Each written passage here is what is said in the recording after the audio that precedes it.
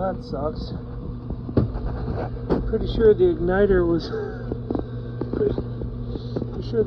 over there somewhere. That's that. The auger's working, but the igniter is gone, maybe? Probably gone. Oh, Pit Boss. This might serve as not just a review, but some helpful hints here.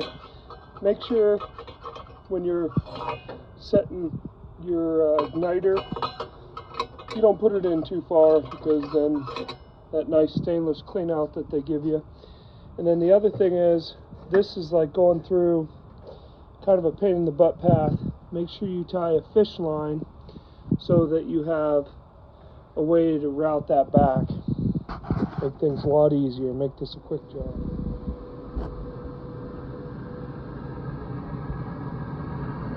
Oh, that new stainless pot. Now, it's pretty full of WD-40, so got going pretty quick.